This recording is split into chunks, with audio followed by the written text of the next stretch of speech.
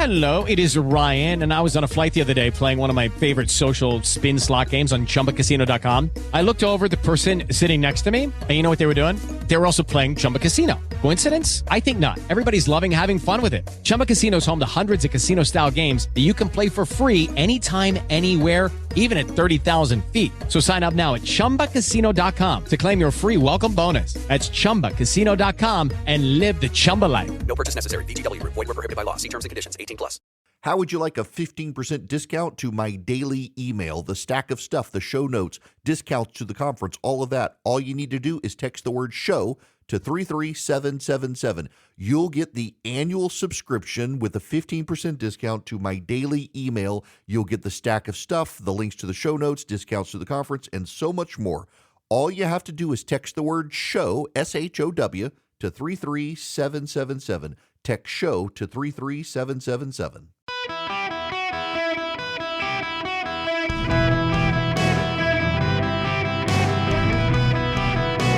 Welcome to the Eric Erickson Show podcast, Hour 3.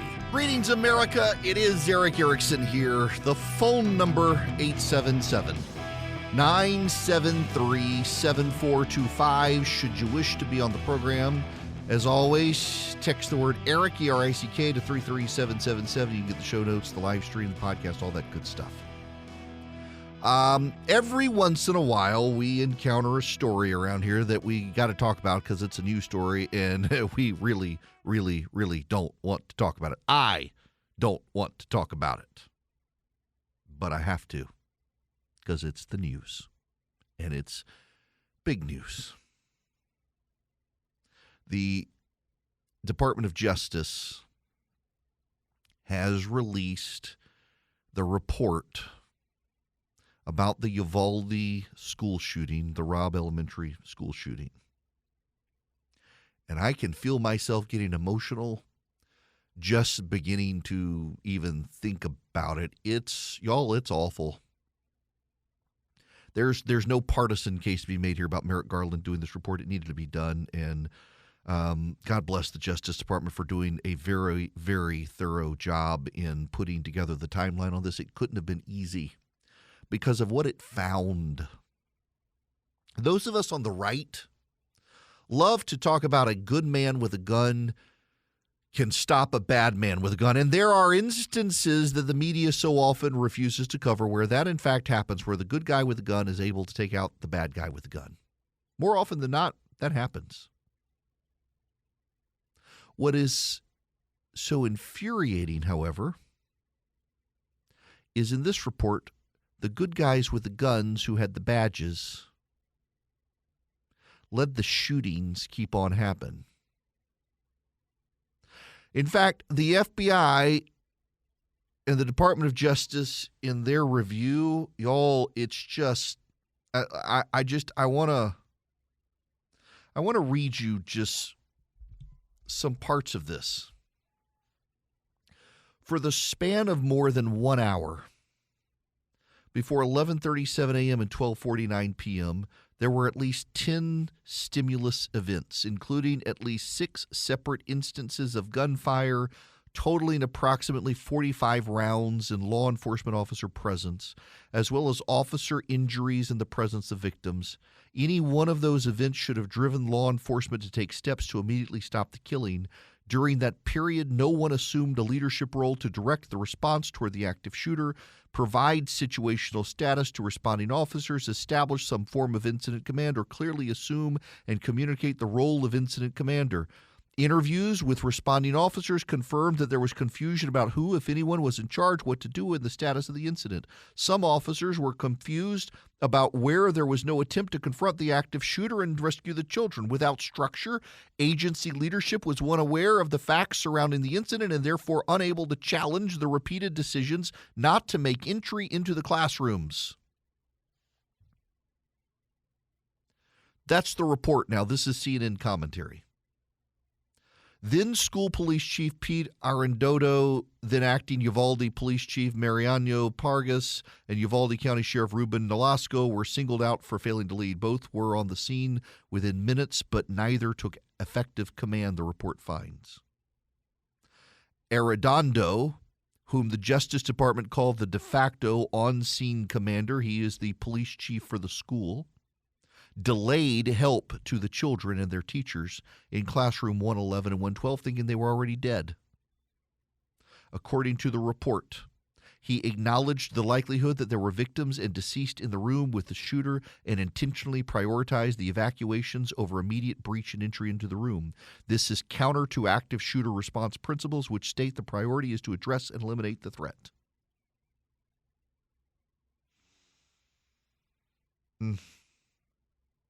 Oh, this is the part here, the next paragraph. This is the one that's hardest to read. More than one survivor recalled hearing someone say, "Help, if you need help."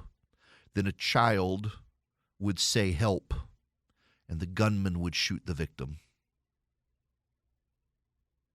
It wasn't clear if the shooter or police responders invited the child to call out. The preponderance of the evidence is it was the police. So, in other words, the police went through a period where there was no gunfire, and they assumed the shooter and the children were all dead, so they, instead of going into the room to make sure, started evacuating other people, and then yelled out for the students, "If you need help, say help," and they said help, and the shooter shot the kids because they didn't go into the room as they should have. The 911 call from Chloe Torres inside classroom 112 should have changed everything, the Justice Department said, but no one questioned what was going on and why active shooter protocol was not being followed to stop the killing. Some other officers that day were looked on as leaders, including 2 constables and the U.S. Border Patrol Tactical Team Commander, who more than 30 minutes after he arrived led the deadly assault on the gunman. Although these individuals at times attempted to direct or coordinate with other law enforcement resources around them, none coordinated to develop a plan to enter classroom 111 and 112 or establish incident command structure. Extra criticism is aimed at the sheriff, who had vital information about the gunman he didn't share. Sheriff Nolasco did not seek out or establish a command post, establish unified command, share intelligence he learned from the shooter's relatives, nor did he assign an intelligence officer to gather intelligence on the suspect or on the subject. At one point, Sheriff Nolasco and Unified Public School Acting Chief Pargas, Uvalde Police Department Acting Chief Pargas, were within 10 to 15 feet of each other outside the exterior door. However, they were not coordinating with one another and acted independently. Without proper command and control, a game warden and constable were taking on roles traditionally preserved to incident commanders, and yet no one challenged them. On the day of the incident, no leader effectively questioned the decisions and lack of urgency of the police chief or the sheriff. The litany of errors committed by responders that day runs from the early on, with no one checking whether the door connecting the 2 classrooms was locked, even as that should be the first immediate approach. The critical incident report is based on analysis of 14,100 documents and 260 interviews. The team that crafted it visited Uvalde 9 times and spent more than 50 days there. The report talks of chaos in the hallway after the gunman's death that could have been dispelled upon arrival by the Texas Department of Public Safety. The regional director did not, however, provide direction or coordinate with other leadership personnel in the hallway. Instead, the Department of Public Safety regional director and other officers walked past law enforcement officers, bringing injured and deceased victims out of the classrooms with no identifiable purpose or action, therefore compromising the crime scene. It's just a series of errors that makes the grief of the parents that much worse.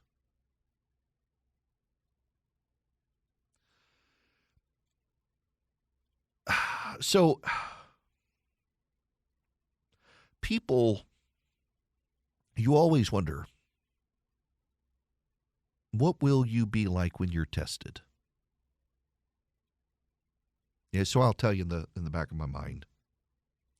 I talk a good game about faith, but I sometimes wonder on the day we get the results that we don't want about my wife's cancer, what will my response be then? It's always easy in the easy times to puff yourself up and say this is the type of person I am, and then you're confronted with crisis, and how do you actually act? Will you abandon everything you thought before? Will you wind up not being the person you think you are?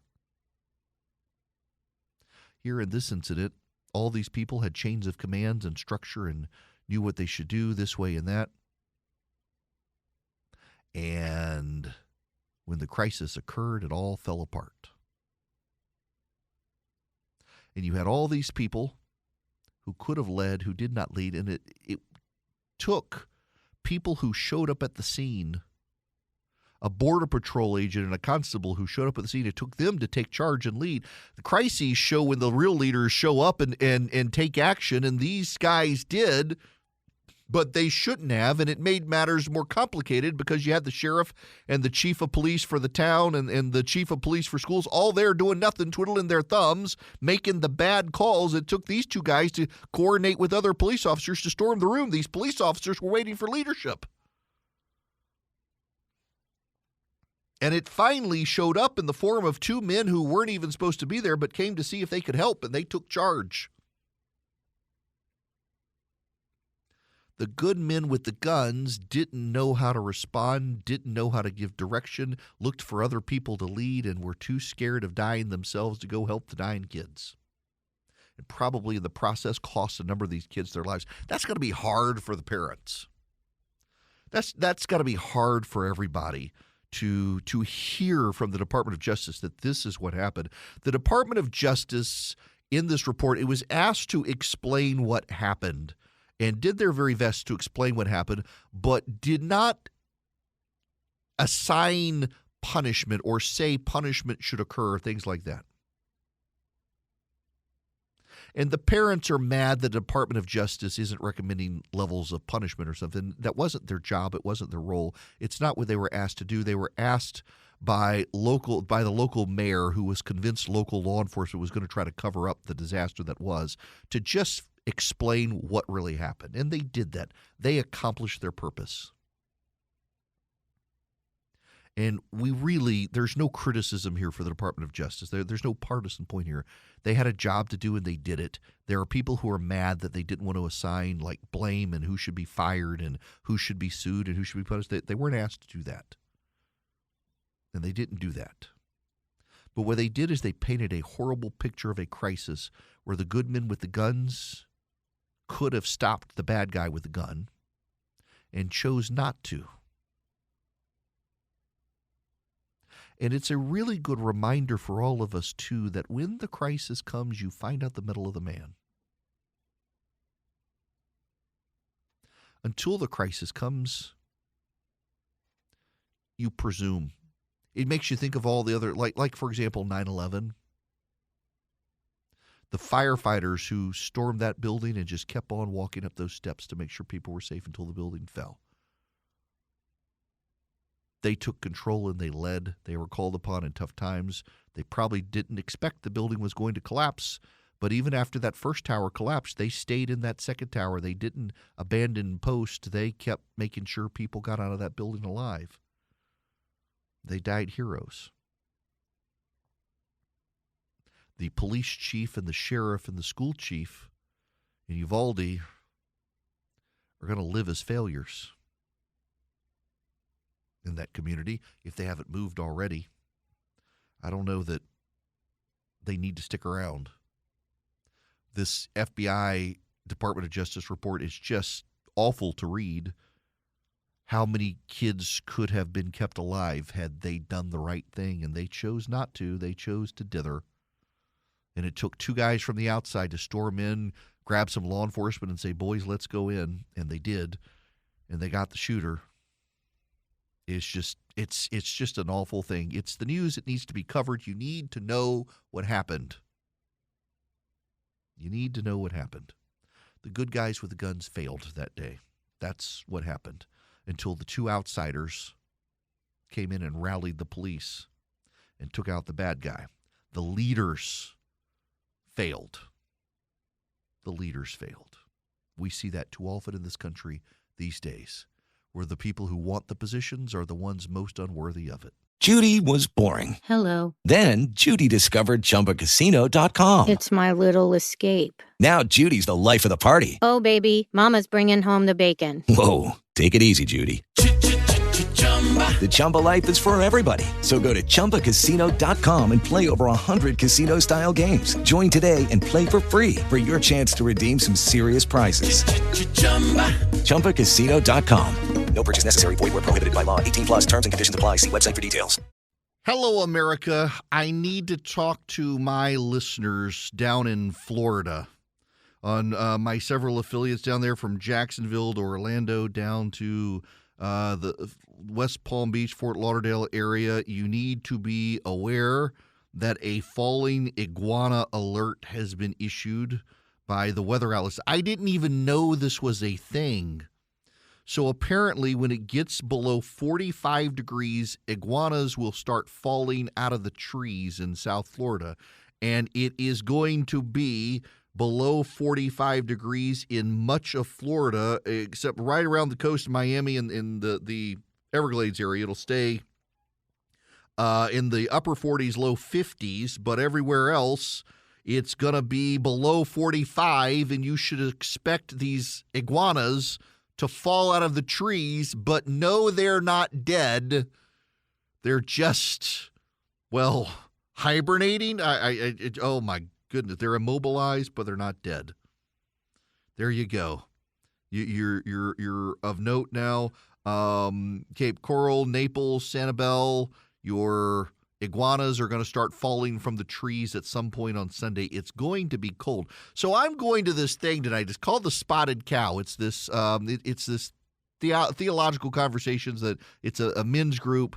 A buddy of mine in charge of this church in Atlanta, and they're going to put us around fire pits tonight. I have come prepared for cold weather, but I'm wondering, given how cold it's going to be, is that actually going to be the case? Or is everybody going to stay inside the building instead of be around the fire pits? I can't smoke cigars if you're inside, so maybe we'll go outside. I don't know, but it's cold.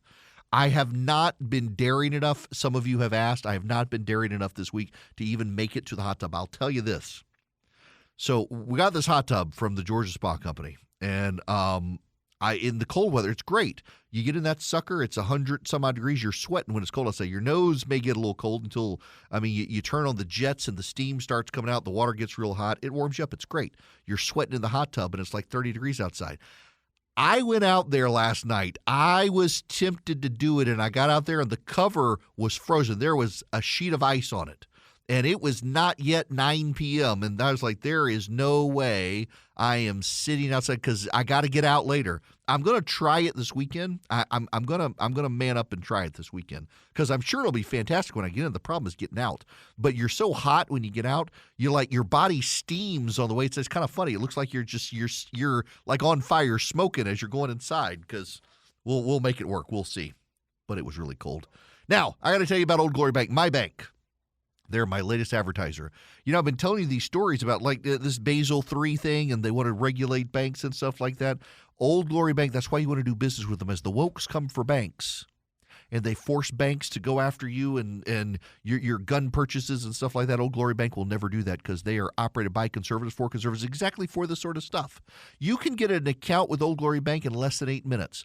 So my kids, they get they get this money, and it's just like piles of dollar bills. It's not like they're lavishly wealthy. They've just got my son has like $100 collected over the last couple of years, and it's just dollar bills. It's like I got to open him a bank account where he can put these dollar bills so they're not just in the house. Well, Old Glory Bank, they make it so easy. You can get checking and savings. You get great interest rates on the savings accounts too. It's FDIC insured. It is a real bank out of Oklahoma. OldGloryBank.com is the website. I don't have a vanity URL. Kind of hurts my feelings, but that's okay because I just want you to use my bank. OldGloryBank.com. I love them. They're good people. It is a great bank. OldGloryBank.com. Hey guys, it is Ryan. I'm not sure if you know this about me, but I'm a bit of a fun fanatic when I can. I like to work, but I like fun too. It's a thing. And now the truth is out there. I can tell you about my favorite place to have fun. Chumba Casino. They have hundreds of social casino style games to choose from with new games released each week. You can play for free anytime, anywhere. And each day brings a new chance to collect daily bonuses. So join me in the fun. Sign up now at ChumbaCasino.com. No purchase necessary. VGW Group. Void where prohibited by law. See terms and conditions. restrictions 18 plus.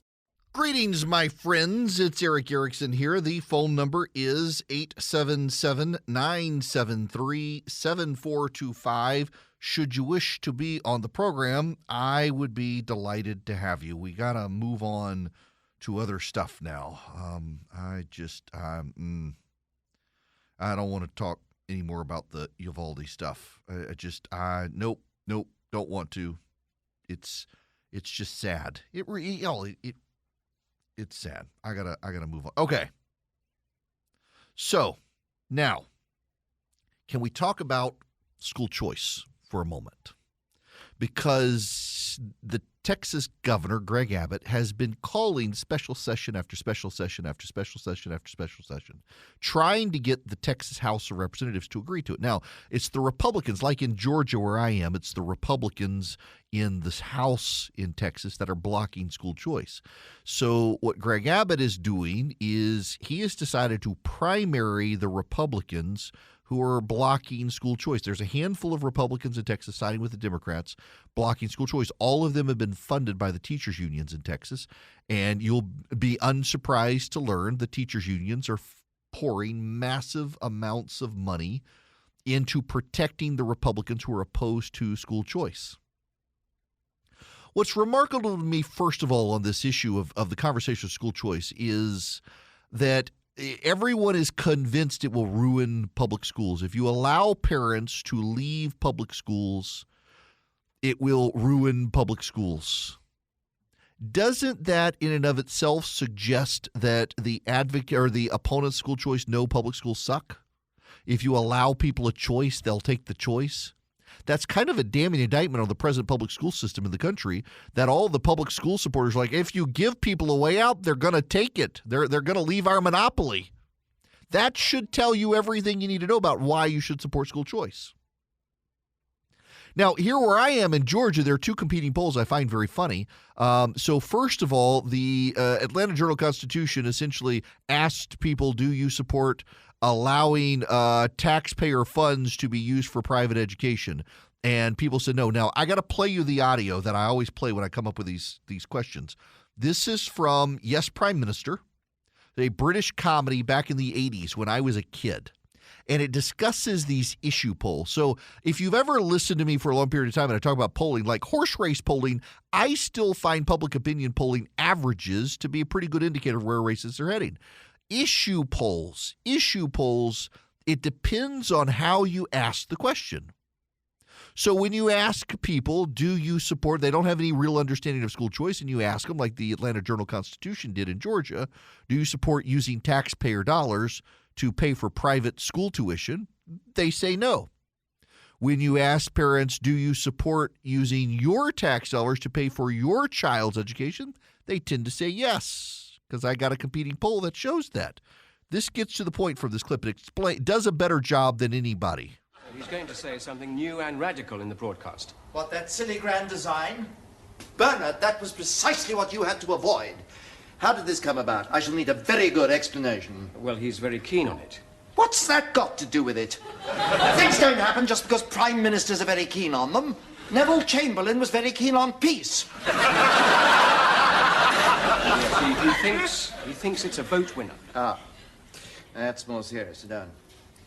What makes him think that? Well, the party have had an opinion poll done. It seems all the voters are in favour of bringing back national service. We'll have another opinion poll done showing the voters are against bringing back national service. We can't be for it and against. Of course they can, Bernard. Have you ever been surveyed? Yes. Well, not me, actually. My house. Oh, I see what you mean. Well, Bernard, you know what happens. Nice young lady comes up to you. Obviously, you want to create a good impression. You don't want to look a fool, do you? No. No, so she starts asking you some questions. Mr. Woolley, are you worried about the number of young people without jobs? Yes. Are you worried about the rise in crime among teenagers?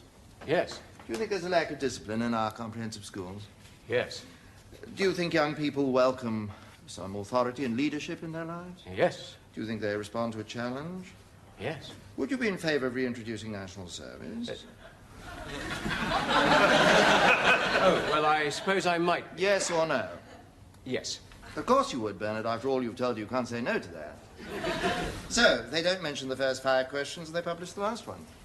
Is that really what they do? Well, not the reputable ones, no, but there aren't many of those. So, alternatively, the young lady can get the opposite result. How? Mr. Woolley, are you worried about the danger of war? Yes. Are you worried about the growth of armaments? Yes. Do you think there's a danger in giving young people guns and teaching them how to kill? Yes. Do you think it's wrong to force people to take up arms against their will? Yes. Would you oppose the reintroduction of national service? Yes. There you are, you see, Bernard. The perfect balanced sample. So, we just commissioned our own survey for the Ministry of Defense. See to it, Bernard. It's perfect. This is why issue polling, it so depends on how you answer the question. So if you survey people and ask them, do you support using taxpayer dollars to fund private school tuition? They say no. But you ask voters, do you support a program that allows you to use your tax dollars to fund your own child's education of choice? They say yes. Both describe school choice. And now I have a poll of Republican voters in Georgia. 71% of Republicans in the state of Georgia support school choice. But wait. This is a poll in the 14 state House districts in Georgia of the state legislators in Georgia who are blocking school choice. See, there are 14 members of the state legislature in Georgia now who are Republicans who are opposing school choice.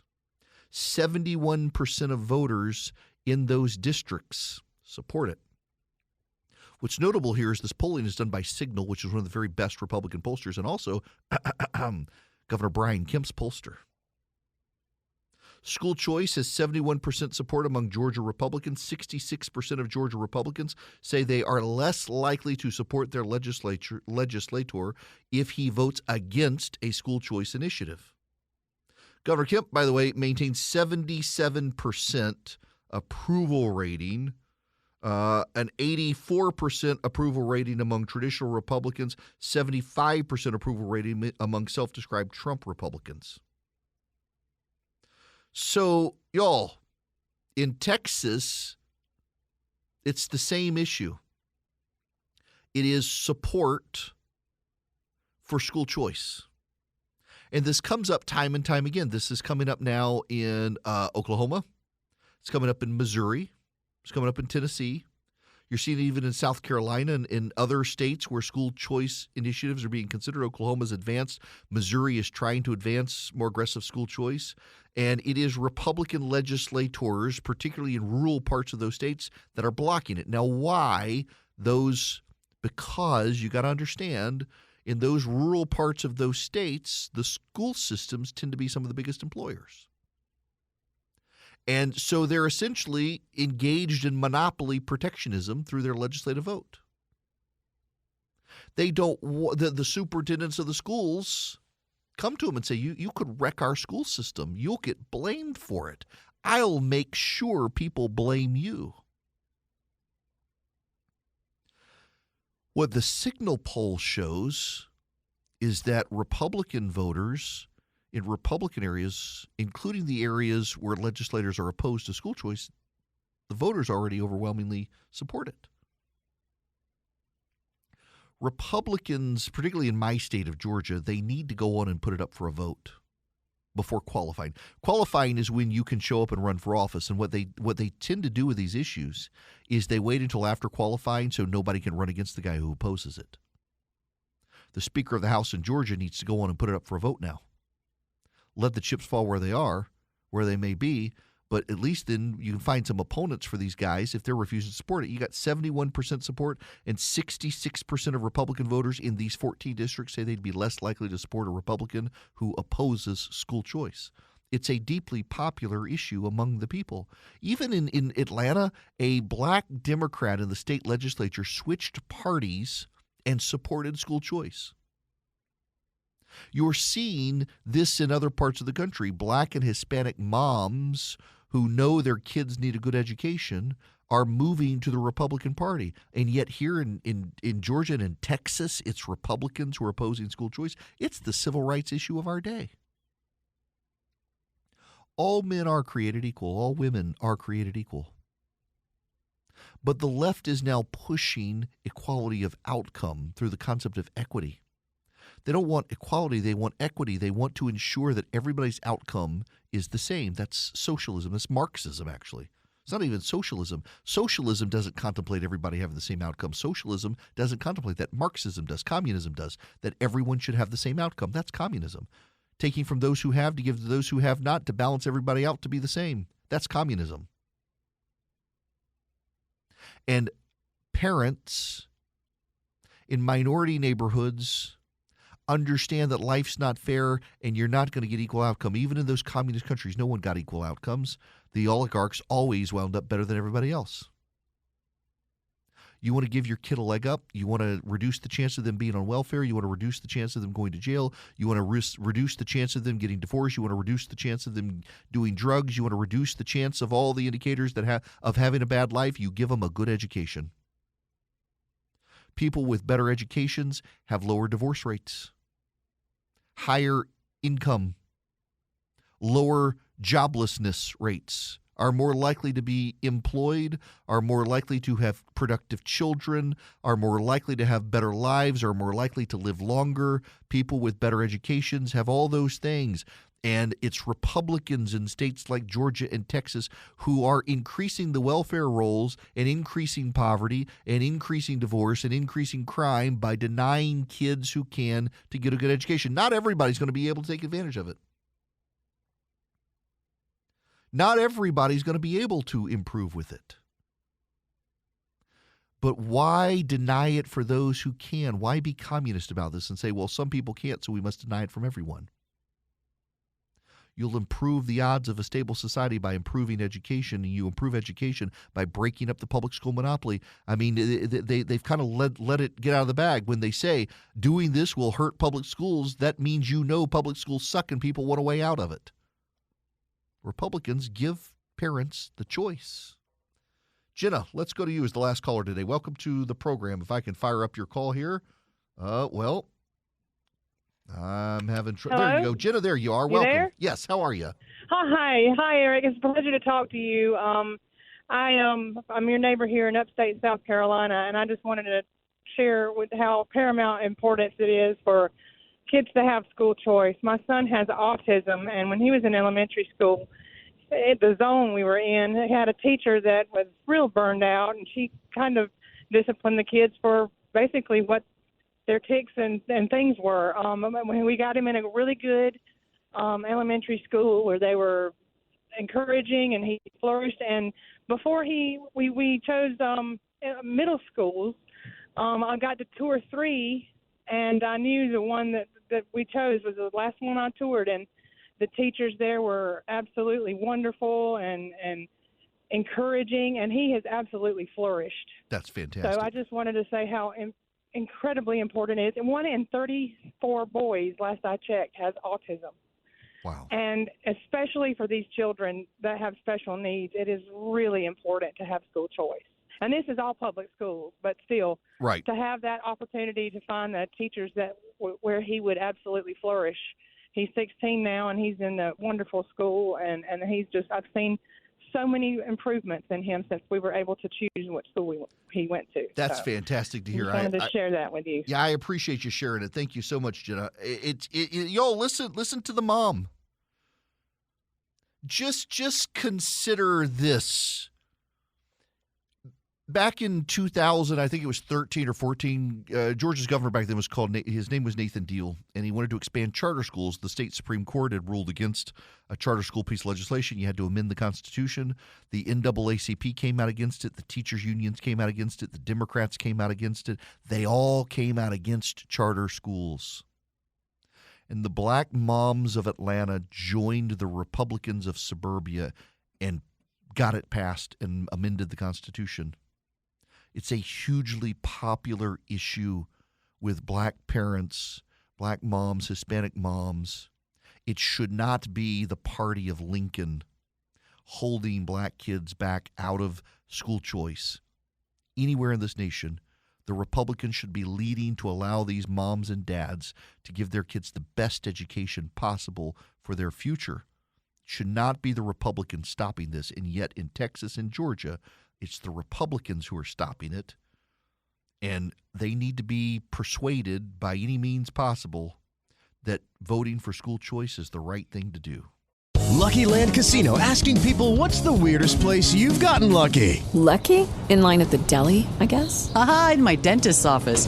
More than once, actually. Do I have to say? Yes, you do. In the car before my kids' PTA meeting. Really? Yes. Excuse me, what's the weirdest place you've gotten lucky? I never win and tell. Well, there you have it. You can get lucky anywhere, playing at LuckyLandSlots.com. Play for free right now. Are you feeling lucky? No purchase necessary. Void where prohibited by law. 18 plus. Terms and conditions apply. See website for details. Well, there's some breaking news here at the end of the show, courtesy of Nicole Bennett with WSB Radio in Atlanta. The judge overseeing the election interference case against former President Donald Trump in Georgia has scheduled a hearing February 15th to examine recent allegations that Fulton County District Attorney Fani Willis and her lead prosecutor engaged in an improper relationship and mishandled public money. Now, I just got to say, well, let's see. Oh, yeah. I just personally think it would be hilarious had he scheduled it for Valentine's Day.